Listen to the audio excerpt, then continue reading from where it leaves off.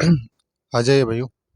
ठीक है भाइयों और बहनों, आज पढ़ते हैं सातवां अध्याय, निबंध कैसे पाए श्रेष्ठ अंक। निबंध में हमें कैसे श्रेष्ठ अंक आएगा उसके लिए पहले भी हमने बात की गई है।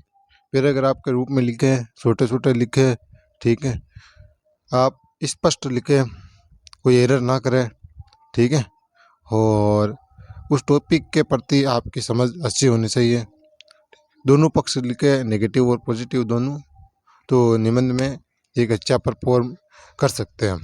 ठीक है, ये भी एक अंक लाने का अच्छा माध्यम है। ठीक है, तो पढ़ते हैं बिना समय गंवाए हुए। 10वीं के रिजल्ट के सभी छोटे भाई बहनों को मेरी तरफ से हार्दिक शुभकामनाएं, और आगे बढ़ते रहे। ठीक है, निराश ना हो। आपने बहुत कठिनाइयाँ झेली, उसका परिणाम अच्छा ही मिलेगा। ठीक है, और जिन्हें फ्री के मिल गए, नकलों से पास हो गए, उनको मैं कह रहा हूँ आप दोबारा पढ़ें। ठीक, तो ये अच्छा होगा। 100% मतलब 1% श्रम, 100% व्यर्थ है। ठीक है, नकल से पास हो गए तो आप कंपटीशन के लायक नहीं हो। कल बाबा बन जाओगे, दादी आ जाएंगे, आप सफल नहीं हो सकते ज़िंदगी में। यदि आपको ज़िंदगी में सफल होना है तो आपके आसपास नकलें हो रही है तो उसका विरोध कीजिए खुलकर। ठीक है, विरोध करने की आप में हिम्मत नहीं है तो उन्हें गलत तो समझिए।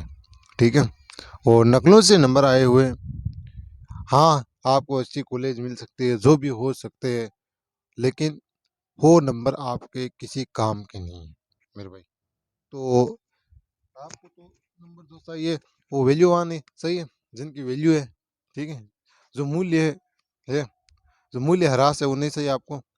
तो ये ऋणात्मकता है आपकी, कमजोरी है आपकी, नकलों से पास होना।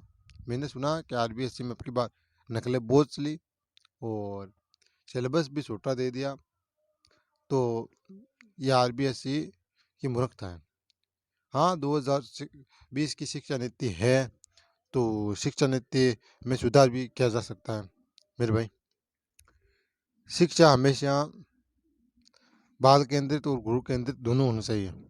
ठीक है, आपने तो पूरी शिक्षा को ही एक रट्टू के अंदर कर दिया, ये गलत है।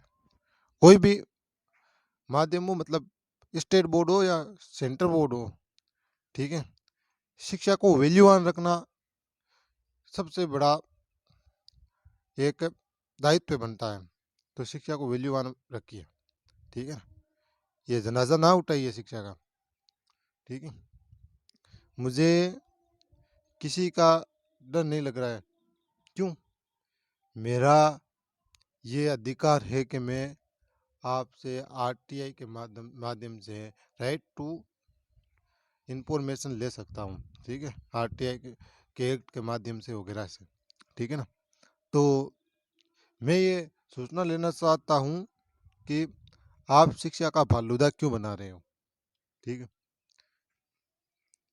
क्यों बच्चे आज सुसाइड कर रहे हैं, नज़र आ रहे हैं, क्यों ऐसा हुआ।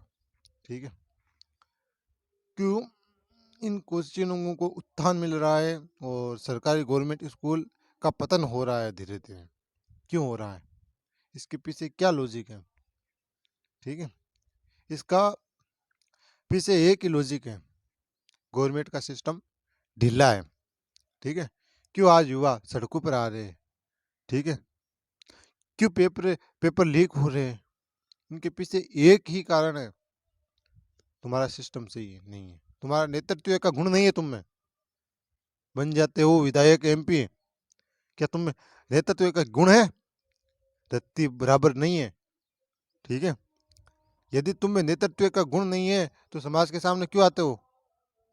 ये जाति प्रथा करके तुम जीत जाते हो, तुम्हें शर्म नाम की तुम्हारे कोई चीज नहीं है। ठीक है, ऐसे कर दो, ऐसे कर दो, सारे दिखावा सलावा। क्या क्या तुमने, जनता ने तुम जिस पर विश्वास किया। ठीक है, तुम तो जनता का भविष्य को ले डूब रहे हो। ठीक है, तुम तो क्या क्या बताऊं मैं, ऐसी ऐसी घटना कर रहे हो, ठीक है। और हम एविडेंस कलेक्ट करते हैं ना, तो भी वो बच्चे बताते नहीं हैं, उनको डरा देते भी हो, ठीक है। बता दिया तो हमारे पास कलम है, ठीक है। क्या करोगे कलम का? कलम को वैल्यू किसने दी? वैल्यू देने वाला भी कोई है आपको? कलम क्यों? मेरे भाई, जिन्होंने बेईमानी से यदि नंबर ले आए कोई भी, तो उनके लिए खतरा ही है। ईमानदारी से नंबर ले आओ, ठीक है। हालांकि कोई बंदे जो फर्जीवाड़े से लग गए, तो आज उनके बल्ले बल्ले कहते हैं, ठीक है। तो बल्ले बल्ले तो कोई मेरे जैसे कोई लोग आएंगे सामने ने, तो उनके पैरों से जमीन खिसक जाएगी, ठीक है। आप प्रार्थना ही करना कि ऐसा कठोर आदमी ना आए। यदि मेरे जैसे कठोर आदमी आगे ने, खैर नहीं, मैं नहीं देखता हूँ गरीब है या अमीर है, मैं ये देखता हूँ कि उन्होंने मेहनत की या नहीं की, ठीक है। सच्ची लगन है या नहीं है, इसमें एप्टीट्यूड है नहीं है। मैं ये नहीं कह रहा हूँ, चाहता हूँ कि किताबी कीड़ा आकर बैठ जाए यहाँ। वो आए जिसके अंदर परस्पर एप्टीट्यूड है। इसीलिए तो यूपीएससी में एथिक्स सब्जेक्ट जोड़ा, ओसी सेट जोड़ा। सोचने की क्षमता होना भी बहुत ज़्यादा ज़रूरी है, मनोविज्ञान भी एक अच्छी होनी चाहिए, ठीक है। और आपका साथ रहा तो मैं मनोविज्ञान भी यहाँ पढ़ा दूंगा, ठीक है। धीरे धीरे पढ़ा देंगे सारी चीज़ यार, अभी तो हमने शुरुआत की है ये, और इनका बाजार हम ख़त्म कर देंगे। शिक्षा को यार फालूदा बना दिया कोचिंग वालों ने, ठीक है। क्योंकि सरकार का सिस्टम ढीला है, सरकारी स्कूलों में शिक्षा चलती नहीं है, ना कॉलेजों में चलती है, तो बच्चों को ट्यूशन लेना पड़ता है, ठीक है। और ये बाजारू लोग हैं को ने, जो हमेशा से हमेशा फालूदा बना कर रख दिया, तो मैं तो इनका खुला विरोध करता हूँ मेरे भाई, ठीक है। और आपकी सोच से आगे बढ़ते हैं। यार 7 मिनट हो गए, एक शब्द भी नहीं पढ़ा। सिविल सेवा परीक्षा में निबंध के प्रश्न पत्र की प्रासंगिकता और महत्व के संबंध में किसी को कोई संदेह नहीं है।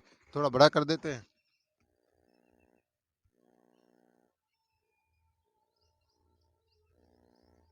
सही है। दरअसल निबंध का वे 250 अंकों का प्रश्न पत्र मुख्य परीक्षा के नवीनतम पैटर्न में सफलता की एक बड़ी अनिवार्यता बनकर उभरा है। सिविल सेवा परीक्षा 2014 की टॉपर इस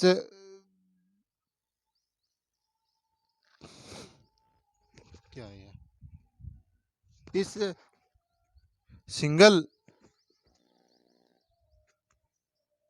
और मुझे दोनों को भी निबंध में 160 अंक प्राप्त हुए हैं, ठीक है।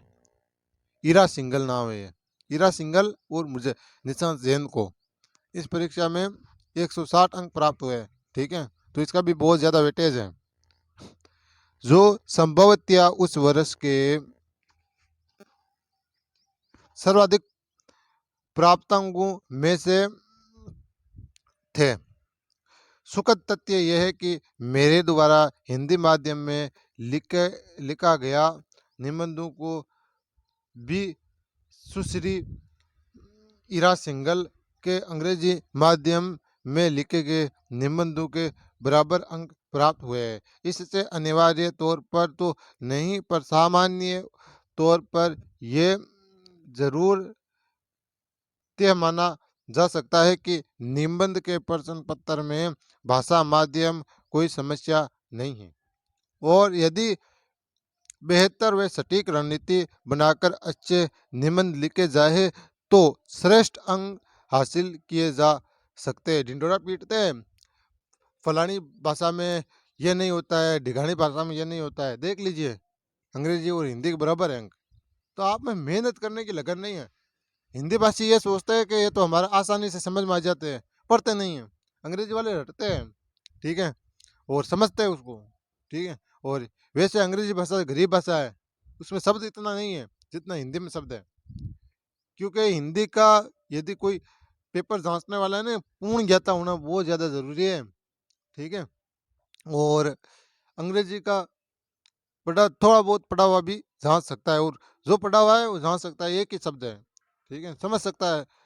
कोई ज़्यादा डिक्शनरियाँ वगैरह लेके नहीं आता है, क्योंकि हिंदी का शब्दकोश भारी है, तो हिंदी का टीचर के लिए पहले पसीना बहाना पड़ता है, ठीक है।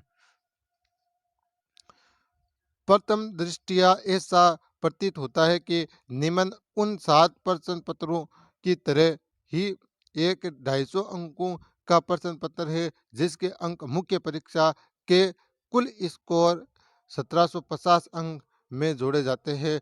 पर बारीकी से समझने पर ये बात सामने आती है कि निबंध का प्रश्न पत्र इसमें प्राप्त हो सकने वाले अंकों के लिहाज से वही अधिक महत्वपूर्ण और उपयोगी है, ठीक। निबंध के प्रश्न पत्र में मिलने वाले गत वर्षों के अंक और ये बताते हैं कि निबंध प्राप्तांकों की रेंज बहुत व्यापक है। इसका अर्थ है कि एक और जहां ये प्रश्न पत्र 150 अंक या उससे भी कम अंकों का स्कोर देता है, वहीं दूसरी ओर कुछ लोग इसमें 150 या उससे अधिक अंक भी प्राप्त कर पाते हैं। इसके पीछे यही लॉजिक है, जो अच्छा श्रेष्ठ और नवीनतम जो चीज़ देता है उनका अच्छा ही परफॉर्मेंस होगा। जैसे मनोविज्ञान का टॉपिक है सृजनात्मकता, तो सृजनात्मकता एक बालक में होना बहुत ज़्यादा ज़रूरी है, एक टीचर में भी होना ज़रूरी है, एक कलेक्टर में भी होना ज़रूरी है, और बच्चे में भी एक मास्टर सृजनात्मकता डेवलप करता है, ठीक है। ये भी बहुत अच्छा टॉपिक है, कभी मौका मिलेगा तो उन पर भी डिटेल से डिस्कसिंग की जाएगी।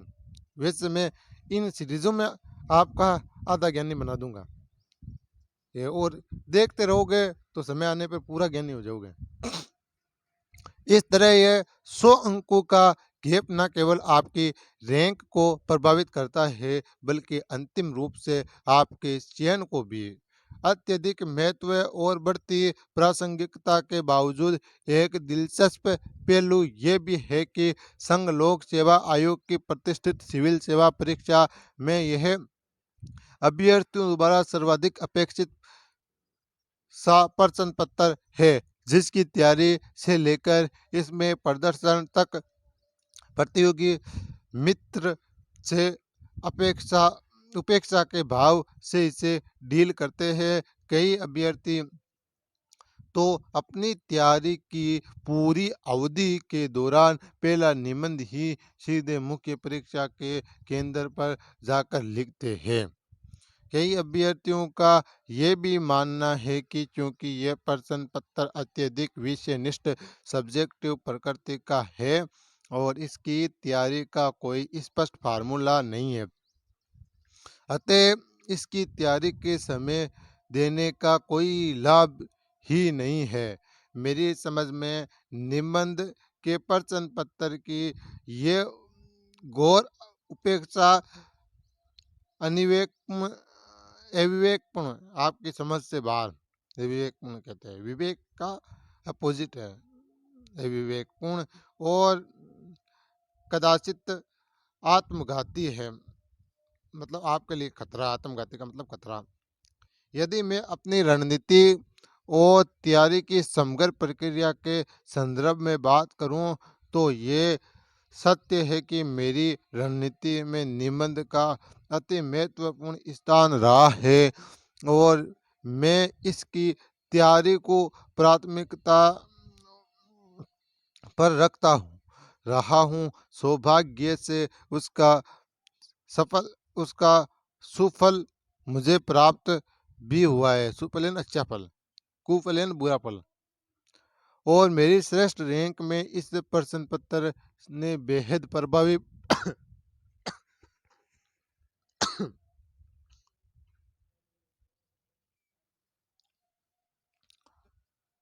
भेद प्रभावी भूमिका भी निभाई है। यद्यपि निबंध ये विषयनिष्ठ सब्जेक्टिव प्रकृति का प्रश्न पत्र और इसकी तैयारी करने का कोई रट्टा रटाया फॉर्मूला नहीं हो सकता है और इसके प्राप्तांकों को लेकर कोई सटीक भविष्यवाणी कर पाना भी उचित नहीं है। पर यह भी कुछ ऐसी प्रतिविधियां तकनीकें और तथ्य ज़रूर हो सकते हैं जो निम्न प्रश्न पत्रों में बेहतर प्रदर्शन को मार्ग आग न केवल प्रशस्त कर सकते हैं बल्कि मेरी समझ में कम से कम ये तो सुनिश्चित कर ही सकते हैं कि एक अभ्यर्थी को औसत से बेहतर अंक प्राप्त हो। ठीक है। और ये मेरा एक विश्वास है कि निबंध की समुचित तैयारी और सटीक रणनीति से इस अति महत्वपूर्ण प्रश्न पत्र को मजबूती से सामना कर इसमें बेहतर और उत्कृष्ट प्रदर्शन किया जा सकता है। और इस लेख के माध्यम से मेरा प्रयास है कि मैं इस निबंध के प्रश्न पत्र में श्रेष्ठ प्रदर्शन के लिए कुछ कारगर उपायों और रणनीति पर चर्चा कर इसे अपेक्षाकृत वस्तुनिष्ठ और सरल बनाने की कोशिश करूं। सबसे पहले निबंध के प्रश्न पत्र से जुड़े सभी महत्वपूर्ण पहलुओं पर चर्चा करूंगा और फिर इस प्रश्न पत्र से जुड़ी विविध उलझनों से निराकरण निराकरण की कोशिश। सबसे सबसे पहले समझे कि संघ लोक सेवा आयोग की इस प्रश्न पत्र में अभ्यर्थियों से क्या अपेक्षा है। ठीक है। ये पहले समझे कि यूपीएससी की बच्चों से जो कलेक्टर की एग्जाम दे रहे हैं उनसे क्या अपेक्षा है, क्या लेना चाहते हो, वो आप उस अपेक्षा को समझकर आप इस निबंध की तैयारी करें। आधिकारिक पाठ्यक्रम के अनुसार उम्मीदवारों को विविध विषय पर निबंध लिखने होंगे। उनसे अपेक्षा की जाएगी कि वे निबंध के विषय पर ही केंद्रित रहे तथा अपने विचारों को सुनियोजित रूप से व्यक्त करें और संक्षेप में लिखे। प्रभावी और सटीक अभिव्यक्ति के लिए अंक प्रदान किए जाएंगे। आइए सबसे पहले निबंध की इस निर्धारित पाठ्यक्रम का अभिप्राय समझने की कोशिश करते हैं। और उपर्युक्त पेरा में 4 बिंदुओं पर बल दिया गया है। विषय पर ही केंद्रित रहना। जो आपको विषय दिया गया है प्रश्न में, तो उस प्रश्न के विषय पर ही आप केंद्रित रहे, टिके रहे, उसको ही अपने दिमाग में घुमाते रहे, एनालिसिस करते रहे। विचारों को सुनियोजित रूप से व्यक्त करें। अपने अच्छे विचारों को एक क्रम में ही व्यक्त करें। संक्षेप में लिखना, छोटे रूप में लिखना हर चीज को। प्रभावी और सटीक अभिव्यक्ति होना भी बहुत ज्यादा जरूरी है। यद्यपि निबंध के प्रश्न पत्र की तैयारी के कुछ और भी महत्वपूर्ण बिंदु हो यद्यपि निबंध के प्रश्न पत्र की तैयारी के कुछ और भी महत्वपूर्ण बिंदु हो सकते हैं, पर उपर्युक्त 4 बिंदु निश्चित तौर पर बेहद महत्वपूर्ण है। 4 बिंदु क्या क्या है, अब पढ़ते हैं भाई।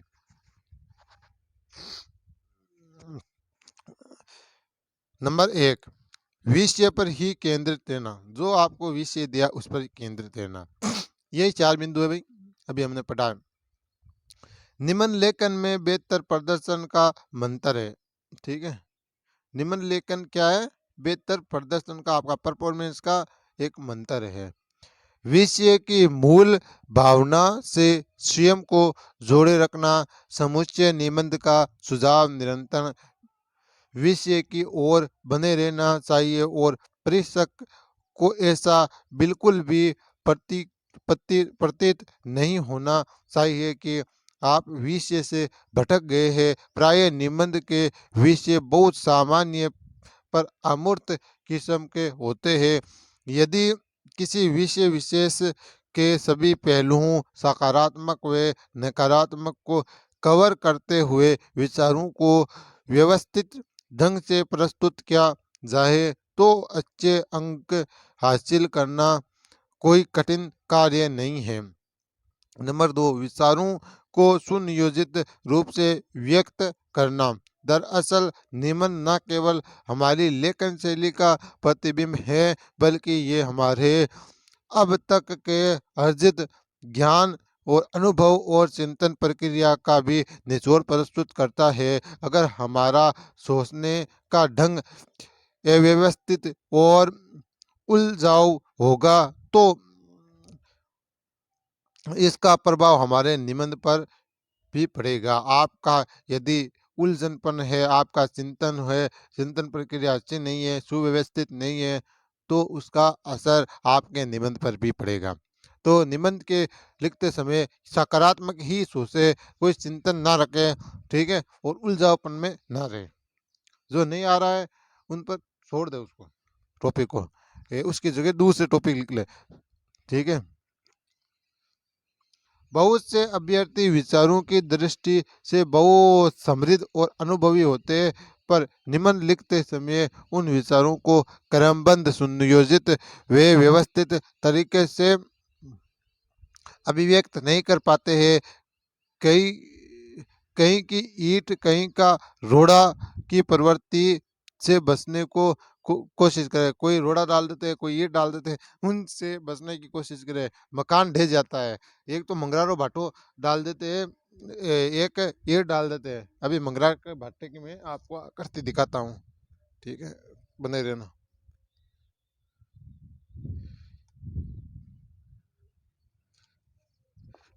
ये देखो, कहीं तो ये डाल दे, ठीक है, कहीं ईंट डाल दे। ईंट की आकृति तो अभी यहाँ है नहीं, ये क्या करे यार, ईंट की है आकृति, ठीक है, बने रहना। नहीं, ये ईंट नहीं है यार, दूसरा बटा, ईंट नहीं है यहाँ, ठीक है। कहीं पे तो ये रोड़ा डाल देते हैं, कहीं पर ईंट डाल देते हैं, तो मेरे भाई प्रॉपर तैयारी नहीं होगी। प्रॉपर तैयारी के लिए प्रॉपर रिसोर्सेज होना भी जरूरी है। बाल जो केंद्र में जो प्रश्न पूछा गया उसका जवाब दें, क्योंकि बहुत अनुभवी होते हैं, कोई लेखक होते हैं, भाई लेखक, अब मैं शायरी डाल देता हूँ भाई, तो मैं इफेक्टिव के लिए शायरी डाल लूँ, लेकिन एग्जामिनर को समझ ना आए तो मेरा नंबर तो कटेगा। इसी प्रकार है मेरे भाई, ऐसा ना करें, ठीक है। विचारों को सुनियोजित ढंग से व्यक्त करने के लिए एक संक्षिप्त रूपरेखा बना लेना बेहतर रहता है।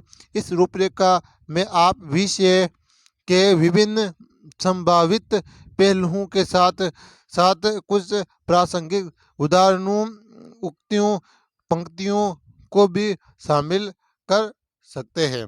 नंबर 3, संक्षेप में लिखना। कम लिखे पर प्रभावी लिखे। जो आप कम लिखोगे लेकिन प्रभावी लिखे, उनका प्रभाव होना चाहिए अगले पर, ठीक है, उनका इफेक्ट होना चाहिए। ध्यान रहे, अति हर चीज की बुरी होती है, हमेशा हर चीज की अति हमेशा बुरी होती है, ठीक है। अति सर्वत्र वर्जियत, ठीक है, ये संस्कृत का कुछ है। क्योंकि अब 3 घंटे के निर्धारित समय में 2 निबंध लिखने होते हैं, ठीक है, 2 निबंध लिखना पड़ता है, 3 घंटे का समय होता है आपके पास। अतः अब निर्धारित शब्द सीमा का उल्लंघन करने से बचे, पैराग्राफ में लिखे और बहुत लंबे पैराग्राफ न बनाए। संक्षेप में लिखना और कम शब्दों से अधिक कहना एक कला है, और ये निबंध लेखन में ही नहीं बल्कि अभिव्यक्ति के अन्य तरीकों यथा संवाद, भाषण, साक्षात्कार, परिचर्चा और व्याख्यान सभी में काम आती है। नंबर 4, प्रभावी और सटीक अभिव्यक्ति। अभिव्यक्ति एक अच्छे निबंध का सर्वाधिक महत्वपूर्ण पक्ष है। इस बिंदु पर हम विस्तार से चर्चा करेंगे। दरअसल उपर्युक्त तीनों बिंदुओं को समझकर निबंध लिखते समय उनका समावेश करना निबंध को प्रभावी और सटीक बनाता है, ठीक है। आयोग द्वारा निर्धारित इन चारों बिंदुओं की कसौटी पर खरा उतरने के लिए अगर लिखित बातों ऊपर लिखित, अगर ये ऊपर होता है फर्स्ट देन नीचे होता है, पीछे होता है, आगे लिखी हुई, ये आगे की बात अभी हम पढ़ेंगे न, तो ये अगर है जो हम पढ़ चुके हैं 4 नियम, ये पढ़, अगर लिखित बातों को ध्यान रखना आवश्यक है। प्रवाह, नंबर 1 प्रवाह, निबंध लेखन का सबसे आकर्षक पक्ष है निबंध का प्रवाह फॉलो फ्लो। यदि निबंध में एक सहज प्रवाह होगा तो परीक्षक की रुचि आरंभ से लेकर अंत तक उसमें बनी रहेगी और ये निश्चित तौर पर अंकदायी होगा। पर प्रश्न यह है कि आखिर आखिर निबंध लिखते समय प्रवाह कैसे बनाए। फोन आ गया मेरे भाई, क्या करे, एक तो ये काम भूल जाते हैं यार, पहले इस काम को करें। चल अब कोई करो फोन, हमें क्या मतलब, फोन बाद में बात करेंगे भाई इनसे, डिस्टर्ब कर देते हैं ये लोग, बाद में बात करेंगे इनसे। और क्या समस्या होगी, ठीक है, डिस्टर्ब इतना कर दिया खुद से ना, ठीक है, तो शुरुआत से पढ़ ले हम। फूलो याद आ रही है, कोई बात नहीं। निबंध लेखन का सबसे आकर्षक पक्ष है और निबंध का प्रवाह फॉलो। यदि निबंध में एक सहज प्रवाह होगा तो परीक्षक की रुचि आरंभ से लेकर अंत तक उसमें बनी रहेगी और ये निश्चित तौर पर अंकदायी होगा। पर प्रश्न यह है कि आखिर निबंध लिखते समय प्रवाह कैसे बनाए रखे। दरअसल निबंध विचारों का व्यवस्थित, सुनियोजित और क्रमबद्ध प्रस्तुतिकरण है। लिहाजा विचारों को व्यक्त करते समय उनके मध्य निहित अंतर संबंधों को पहचानने की कोशिश करें और सुनिश्चित करें कि ये अंतर संबंध आपके निबंध में झलके हैं। जब एक पैराग्राफ का अंत होता है तो कोशिश करें कि अगले पैराग्राफ की शुरुआत पहले पैराग्राफ के अंत से जुड़ी हो, यानी दोनों में एक निबंध होना चाहिए।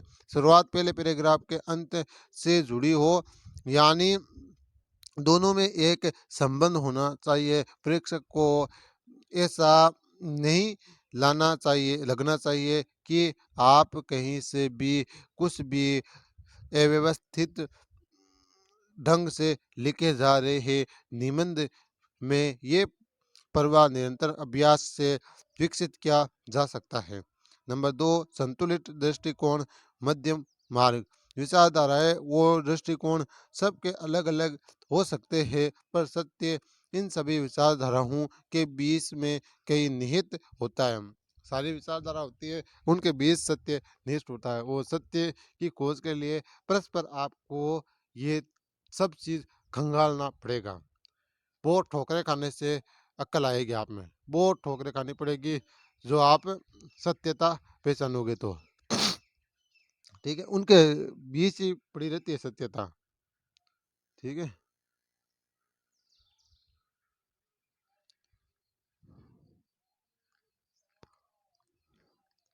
अतः दो विपरीत ध्रुवों पर जाने के बजाय एक संतुलित और व्यवहारिक पक्ष लेना हमेशा बेहतर होता है। विशेषकर निष्कर्ष लिखते समय बुद्ध का माध्यम, बुद्ध नहीं बुद्धि है इस यहाँ पर, लेखक की यहाँ पर त्रुटि है, एरर है। मध्यम मार्ग यहाँ विशेष रूप से उपयोगी हो सकते हैं। नंबर 3 विषय वस्तु का व्यापक दायरा, सभी पहलुओं को कवर करना, ठीक है। अभिव्यक्ति प्रभावी और सटीक हो सकती है जब आपका तथ्य अच्छा और आपका तथ्य अच्छा और व्यापक हो। विचारों पर हावी संकीर्णता से बचने के लिए कोशिश करें कि संतुलित दृष्टिकोण अपनाते हुए चीजों को समग्रता से देखें। इसके लिए निबंध के विषय में निहित विभिन्न पहलुओं पक्षों को पहचानना और उन पर सुनियोजित ढंग से चर्चा करना निबंध का को प्रभावी बना सकता है। अकादमिक अकादमिक जगत में ये युग अंतर अनुशासनात्मक अध्ययन इंटर इंटरडिसिप्लिनरी स्टडीज का है। ज्ञान में विभिन्न संकाय विषय अनुशासन परस्पर संबंध है और ये वैसा ही है जैसे हमारे सिविल सेवा पाठ्यक्रम में सामान्य अध्ययन के विभिन्न हिस्से आपस में जुड़े हुए हैं। ज्ञान के विभिन्न आयामों के बीच परस्पर जुड़ाव और उन सब की एक दूसरे को प्रभावित करने की ताकत को समझने के बाद हम पाते हैं कि निबंध दरअसल विषय विशेष का उसके भी प्रासंगिक पहलुओं को कवर करते हुए सुनियोजित व व्यवस्थित विस्तार है। निबंध के निबंध की विषय वस्तु के दायरे को व्यापक करने और इसके सुनियोजित विस्तार के लिए इसके विभिन्न पहलुओं को समझना जरूरी है। किसी भी विषय विशेष के कुछ संभावित पहलू अनिवार्य तौर पर नहीं इस प्रकार हो सकते हैं। नंबर 1 सामाजिक सांस्कृतिक साहित्य आर्थिक और राजनीतिक प्रशासनिक प्रबंधकीय और दार्शनिक फिलोसफी है और धार्मिक आध्यात्मिक वैज्ञानिक तकनीक ऐतिहासिक भौगोलिक कूटनीतिक जनसांख्यिकी पर्यावरणीय पारिस्थितिकीय लैंगिक लैंगिक आदि। इस सूची को अपने मानस पटल पर रखकर विषय के विभिन्न पक्षों को सुव्यवस्थित तरीके से उभारा जा सकता है। साथ ही इन बातों का भी ध्यान में रख सकते हैं। किन बातों को आगे पढ़ते हैं। नंबर 1 समस्याओं के सभी पहलुओं को समझने की कोशिश करें। हमारा प्रशासनिक व राजनीतिक ढांचा गांव शहर से शुरू होकर जिला राज्य में होते हुए देश और फिर विश्व तक जाता है। अतः समस्याओं को उनके सभी स्तरों पर देखें। ठीक है। नंबर 2 वंचित वर्गों का कल्याणकारी राज्य की प्रमुख जिम्मेदारी। मैंने एडम गोडवी की अभी पढ़ी है, कल पढ़ी कविता, वो मैं इस पर डाल दूंगा, देख लेना। ठीक है। तो वंचित वर्ग समारोह की गली में है वो, इसका नाम। तो शोषण हुआ एक बच्चे का और उसके भाई मंगल का, देखना बहुत अच्छी है। मैं तो उतना भावुक हो गया उसको पहली बार पढ़ा, तो आपके सामने तो मैंने फटाफट पढ़ा, इतना भावुकता नहीं कि मैं तो 2 दिन रोया मैंने। रोज रुका नहीं मेरा, रोज का मतलब मेरा आंसू नहीं रुका, इतना मैं गंभीर हुआ, चोट लगी मुझे, ऐसे शोषण कर रहे हैं। ठीक है। मूल अर्थ निकालना उसका। वंचित व हाशिए पर मौजूद वर्ग इस प्रकार का हो सकते हैं जिन्हें साथ लेकर ये समावेशी विकास का लक्ष्य प्राप्त किया जा सकता है। ठीक है। नंबर 1 अनुसूचित जाति जनजाति। नंबर 2 अन्य पिछड़ा वर्ग, अल्पसंख्यक, विकलांग, महिला व बच्चे, वरिष्ठ नागरिक, सीमांत कृषक व असंगठित क्षेत्र के मजदूर और थर्ड जेंडर को मतलब जो नपुंसक है वो। ठीक है।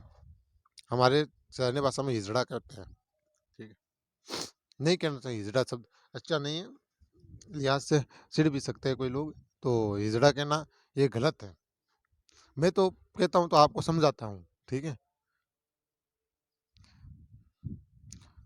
तो उनको आप हिजड़ा कहते हो, आपको जड़ा कहते तो। नंबर 3 विकास के कुछ मानक व को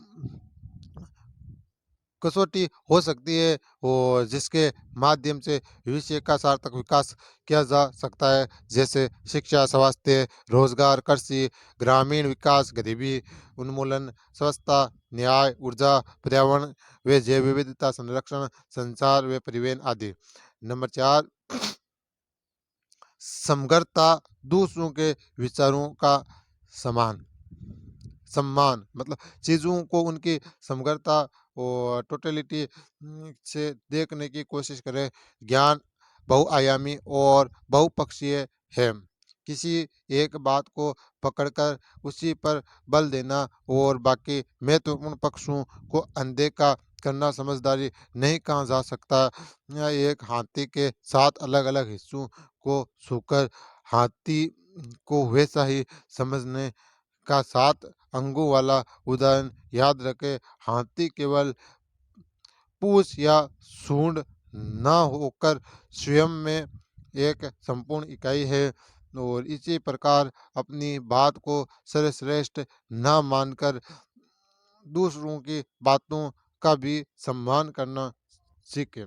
तीर्थंकर महावीर का अनेकांतवाद का एक सिद्धांत था और समाजवाद इस दृष्टि से उपयोगी हो सकता है। सभी के दृष्टिकोणों का सम्मान करना और विषय को समग्रता से देखना निबंध को व्यापक, संतुलित और बहुआयामी बनाता है। नंबर 5, भूमिका और निष्कर्ष। भूमिका और निष्कर्ष लिखने के तरीके को लेकर बहुत सी वापू और उलझने होती है। दरअसल भूमिका लिखने का कोई तय फॉर्मूला ना तो है और ना ही होना चाहिए। भूमिका लेखन मौलिकता जरूरी जरूरी है। कुछ लोग इसी किसी उक्ति उद्धरण से शुरुआत करते हैं तो कुछ लोग किसी कहानी से, कुछ विषय की पृष्ठभूमि से शुरुआत करते हैं तो कुछ विषय की आधारभूत जानकारी से। आप इनमें से या उन इनके अतिरिक्त कोई भी तरीका अपना सकते हैं। बस इतना अवश्य सुनिश्चित करें कि भूमिका दूरदर्शी यानी विजनरी विजनरी और प्रभावी इफेक्टिव हो। भूमिका लिखने के बाद निबंध के विषय का विस्तार करते हुए निरंतर प्रवाह बनाए रखें। अंत में निष्कर्ष लिखना न भूलें। निष्कर्ष लिखने के भी अनेक ढंग हो सकते हैं और पर कोशिश करें कि अतिवाद से बचते हुए संतुलित व विनम्र राय रखें। अतिशय भावुकता या उग्रता से लाभ मिलना संदिग्ध ही होता है, बुरा ही होता है। यदि संभव हो तो सकारात्मक नजरिया अपनाते हुए आशावादी बने रहे और निराशापूर्ण निष्कर्ष लिखने से बचें। लेखन शैली व प्रस्तुतिकरण। भोजन कैसा बना है और कैसे परोसा गया है, ये दो अलग अलग बातें हैं। अगर स्वादिष्ट भोजन को अच्छे ढंग से परोस भी दिया जाए तो सोने पर सुहागा हो जाता है। यदि आपके विचार, तथ्य और तर्क श्रेष्ठ व प्रभावी है तो उनका प्रस्तुतिकरण भी प्रभावी होना चाहिए। यद्यपि आयोग की परीक्षा में पठनीय हस्तलिखित लेजिबल हैंडराइटिंग को छोड़कर प्रस्तुतिकरण की शैली को लेकर स्पष्ट तौर पर कुछ नहीं कहा गया है, पर फिर प्रस्तुतिकरण की शैली को लेकर स्पष्ट तौर पर कुछ नहीं कहा गया है, पर फिर भी मेरी समझ में यदि दोबारा पढ़ सॉरी समझ में यदि निम्नलिखित बातों का ध्यान रखा जाए तो प्रस्तुतिकरण को बेहतर बनाया जा सकता है। नंबर 1, पैराग्राफ बनाकर लिखे। पैराग्राफ ज़्यादा बड़े ना हो। उत्तर पुस्तिका के एक पृष्ठ पर 2 से 3 पैराग्राफ होना अच्छा प्रभाव छोड़ता है। नंबर 2, व्याकरण की अशुद्धियाँ परीक्षक परीक्षक पर नकारात्मक प्रभाव डाल सकती है। अतः सामान्यतः भाषा की इन त्रुटियों से बचें और वर्तनी का ध्यान रखें।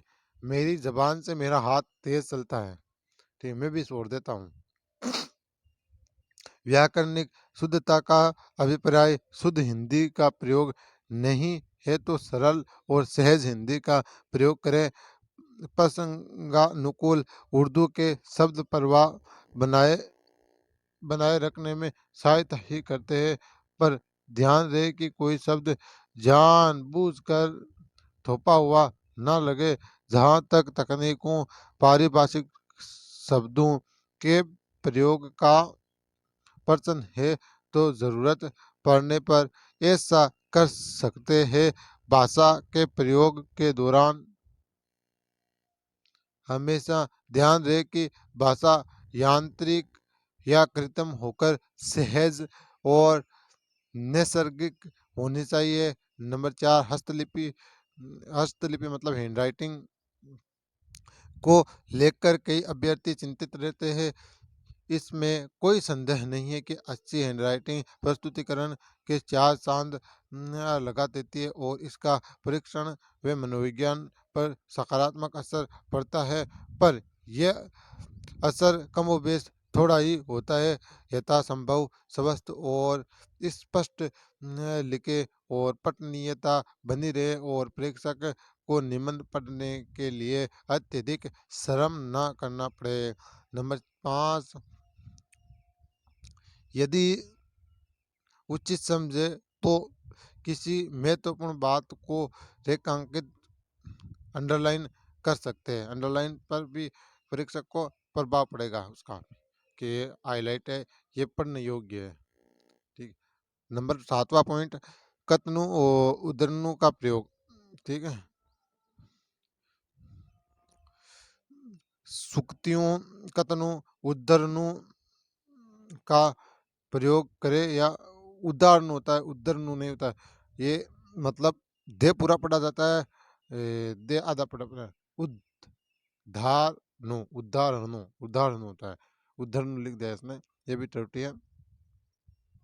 ठीक है। प्रासंगिक मुझे लगता है कि यदि किसी महापुरुष विचारक दार्शनिक की उक्ति समझ के अनुरूप है तो उसका प्रयोग बेझिझक किया जा सकता है। हो सके तो निबंध की रूपरेखा बनाते समय इन सूक्तियों को भी लिख लें।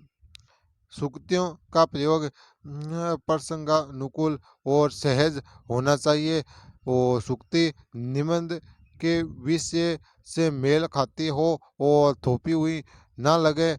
विवादास्पद कथनों को उद्धृत करने से बचे और प्रवाह बनाए रखें। नंबर 8, गुणात्मक सामग्री यानी कंटेंट। आपके पास कंटेंट क्या होना चाहिए, गुणात्मक क्या होना का प्रयोग।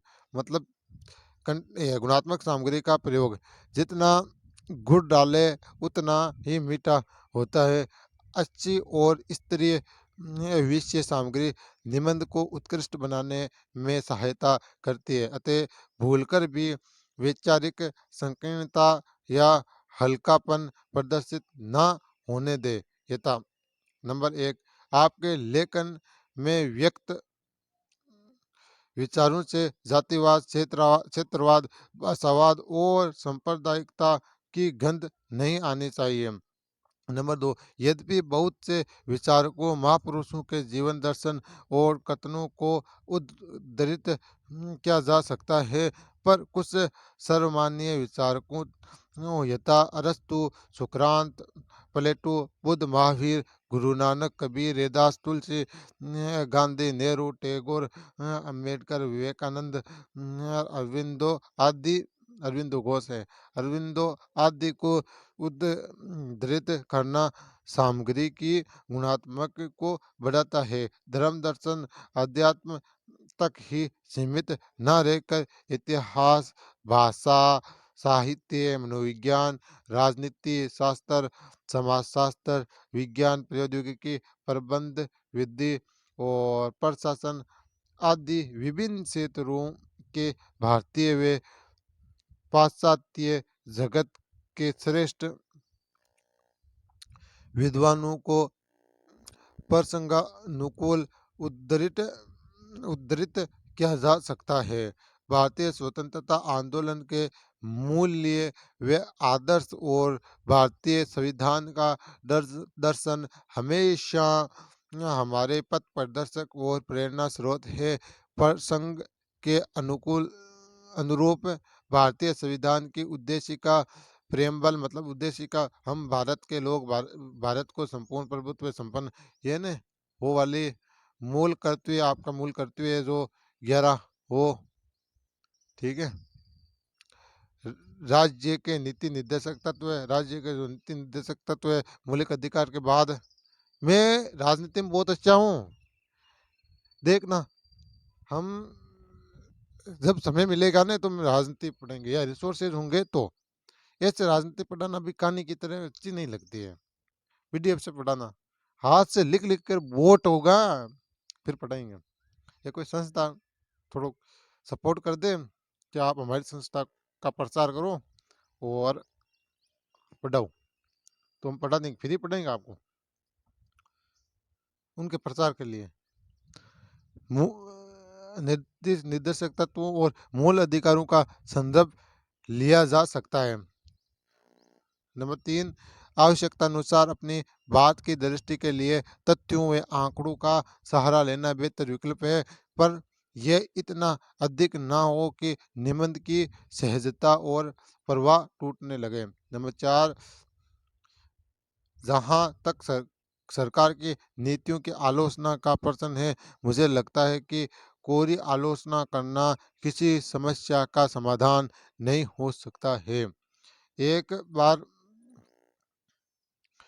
बार एक चित्रकार ने चित्र बनाकर रेलवे स्टेशन पर टांगा और लिख दिया कि इसमें जो गलतियां हैं उन्हें चिन्हित कर दे।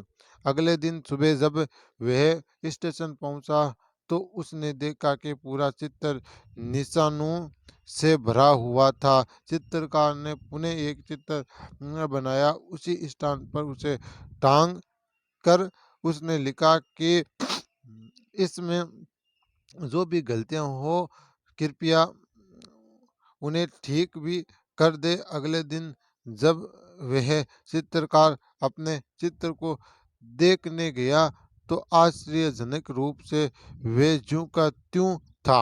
अभिप्राय यह कि सवाल उठाना सरल है और समाधान सुझाना कठिन है।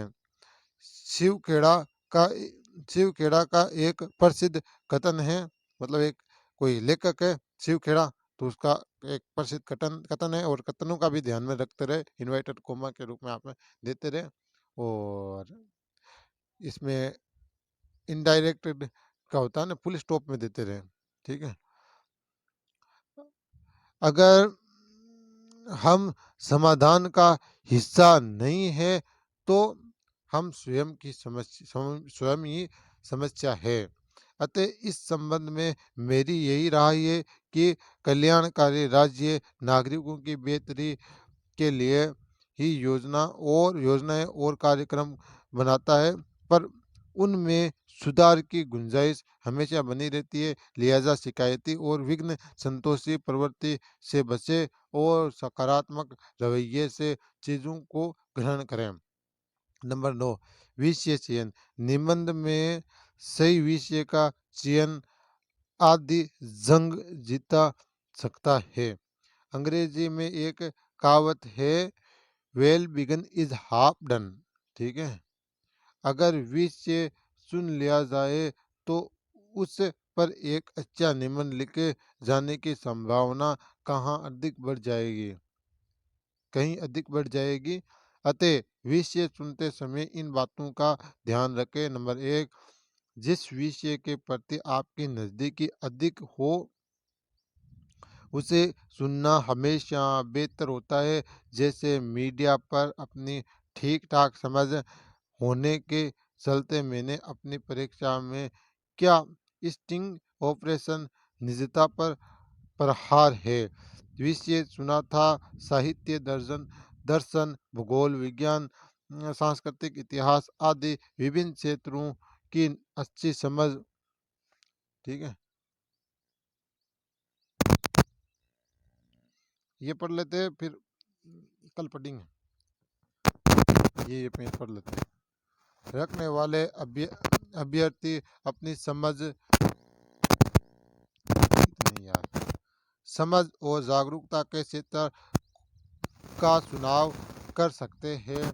नंबर 2, जिस विषय पर आपके पास पर्याप्त सामग्री और आप उसकी पुष्टि हेतु तर्क उपलब्ध हो उसे प्राथमिकता दे। यदि निबंध लेखन के अभ्यास के दौरान जिस विषय पर कभी निबंध लिखा हो और उससे मिलता जुलता निबंध ही परीक्षा में आ जाए तो उसे चुना जा सकता है। नंबर 10, क्या करे क्या ना करे। उपर्युक्त सभी बातों का ध्यान रखने के अलावा भी क्या तैयारी या रणनीति के स्तर पर कुछ और बातें हो सकती है जिनको समझकर निबंध में बेहतर प्रदर्शन लगभग सुनिश्चित किया जा सकता है। मेरी समझ में ये संभव है बशर्ते आप इस प्रश्न पत्र को अनदेखा न करें और कुछ छोटी छोटी बातों का सामान्य तौर पर ध्यान रखें। नंबर 1, किन किन बातों का है। नंबर 1, पढ़ते और घुनने की आदत हमेशा विचारों को परिपक्वता बनाकर सोच का दायरा बढ़ाती है। भवानी प्रसाद मिश्र ने लिखा, कुछ लिख कर सो कुछ पढ़ कर सो, तू जिस जगह जगा सवेरे उस जगह से बढ़कर सो। अतः पढ़ने लिखने चर्चा करने पर मनन और गुनने की आदत बनाए रखे तथा इसे विकसित करते रहे। ज्ञान के स्रोत को सीमित ना करे। अच्छी किताबें व पत्रिकाएं पढ़ते रहे और हमेशा सीखने की कोशिश करें। नंबर 2, लेखन अभ्यास का कोई विकल्प नहीं है। परफेक्शनिस्ट बनने परफेक्ट परफेक्शनिस्ट बनने के चक्कर में लिखने से आलस्य कतई न करें। हर सप्ताह निबंध लिखने का अभ्यास जरूर करें और कोशिश करें कि उसका मूल्यांकन करा ले ताकि तदनुरूप और सुधार किया जा सके। नंबर 3, समूह चर्चा ग्रुप डिस्कसिंग तैयारी का एक गतिशील, डायनेमिक और सहभागितापूर्ण पार्टिसिपेटरी तरीका है। साथ ही चर्चा करने के विचार उर्वर और स्थायी हो जाते हैं। उपनिषद में कहा गया है, यार तो हमें और डिटेल ले गया, ये तो टॉपिक यहाँ पर छोड़ नहीं सकते। मैंने सोचा ये अलग टॉपिक है। वाद विवादा जायते तत्वबोधा, वाद विवाद से ही तत्वबोध होता है। नंबर 4, ज्ञान अता और अनंत है। हमने इस महासागर की सिर्फ कुछ बूंदे ही सकी है। अतः अधजल गगरी सलकत जाय, यानी मतलब वो सा आदमी हमेशा घमंड करता है। थोता सना बाजे घना, अल्प ज्ञानी ज्यादा ढिंडोरा पीटते हैं। ठीक है।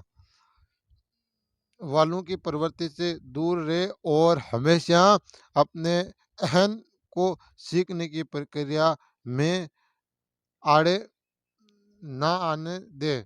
सुकरात ने कहा था कि मैं ज्ञानी इस अर्थ में हूँ कि मैं ये जानता हूँ कि मैं कुछ नहीं जानता।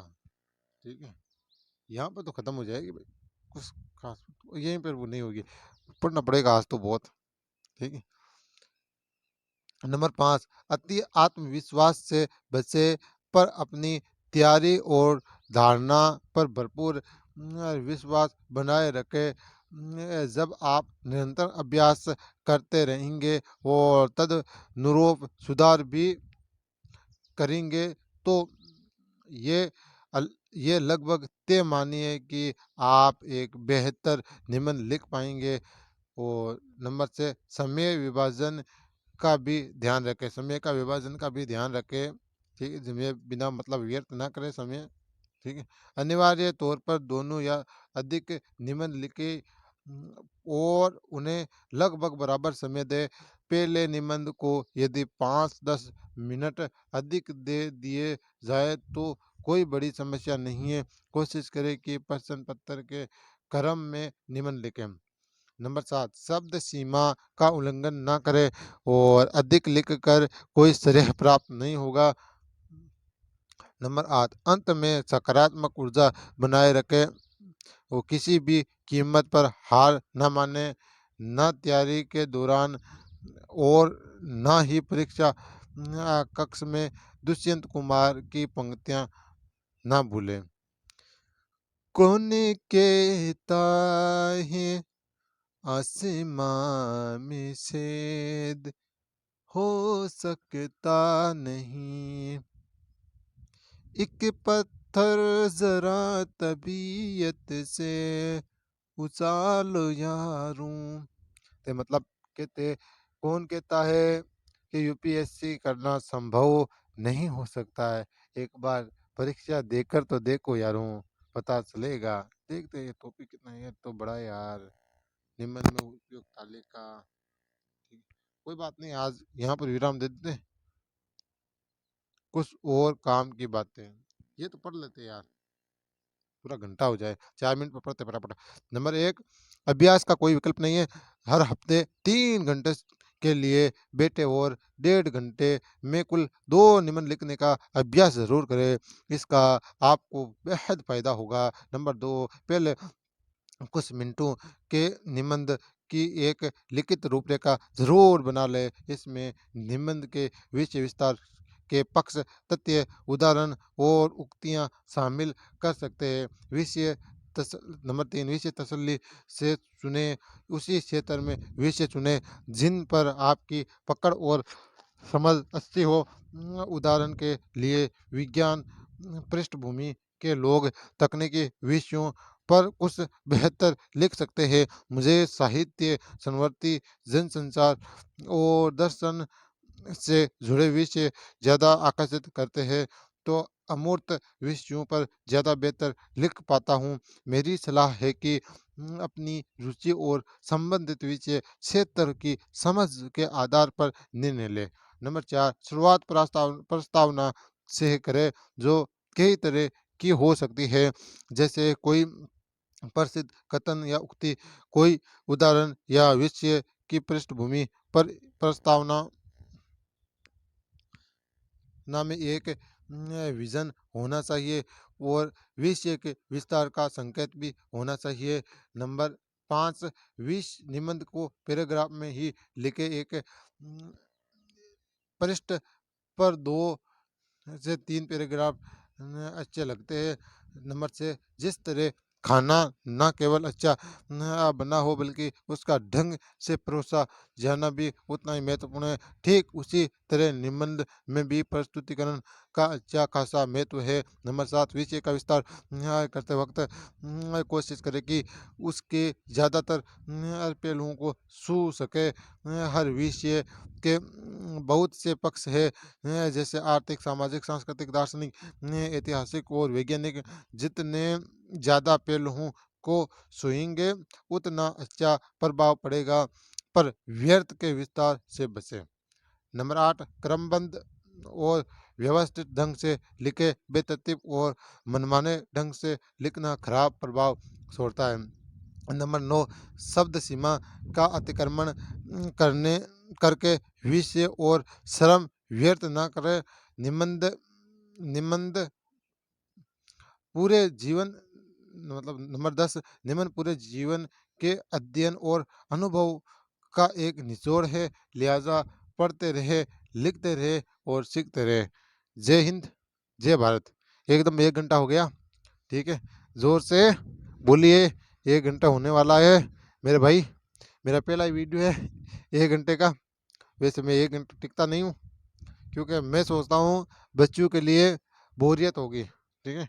इसी कारण मैं बड़ा वीडियो नहीं बना पाता हूँ। वैसे मैं 6 घंटा का भी बना सकता हूँ।